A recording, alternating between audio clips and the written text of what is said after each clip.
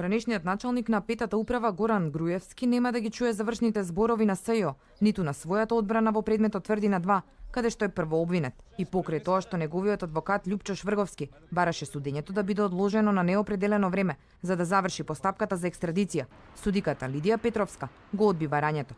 Процесот продолжи со доказна постапка, а в понеделник СЈО, адвокатите и 6 службенички од УБК кои се обвинети во предметот ќе дадат завршни зборови. Судот одби уште едно барање на одбраната да бидат побарани копии од дел од документите за кои СЈО тврди дека се уништени. Според СЈО, неспорно е дека документите се уништени, тоа го признава и одбраната и непотребно е да бидат обезбедени копии. Одбраната од нивна страна имаше побарано како докази да бидат изведени дел од списите кои што се веќе уништени, со тоа што наведуваше дека истите треба да бидат прибавени од други организациони единици. Ние се спротивставивме на ваквиот предлог, имајќи предвид дека во конкретниот случај важно е дали се тие уништени и дали обвинетите ги уништиле, а не е важно воопшто дали постои таква втора или трета копија, затоа што за тие копии пак одговараат вработените во државните органи кои што се задолжени со таквата документација и од тие причини верувам дека и судот им го одби предлогот на одбраната, така што, како што кажа веќе, ја завршивме доказната постапка. Според одбраната пак, обвинителството и судот имаат отпор да се утврди целата вистина. Биле уништени документи кои не се поврзани со прислушувањето и СЈО воопшто не треба да има надлежност за овој предмет.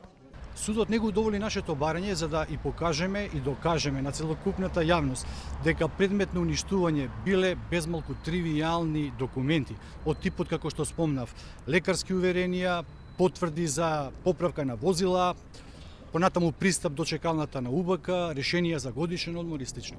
Документи кои се однесуваат на расходување на опрема, исписи на одредени технички средства, годишни одмори, боловања и така натаму, немаат никаква поврзаност со незаконското следење на комуникациите. Од тука ова обвинителство не е надлежно да постапува по овој предмет. Од СЈО потврдуваат дека до кривичен која подготвуваше документацијата за екстрадицијата на Груевски и неговиот колега од УБК Бошковски ги доставиле сите активни предмети против нив. Дали доставиле докази за нови предистраги, не откриваат поради тајноста на постапката. Од Министерството за правда велат дека се разгледува документацијата добиена од кривичен, пошто заедно со барањето за екстрадиција ќе биде испратена во Грција.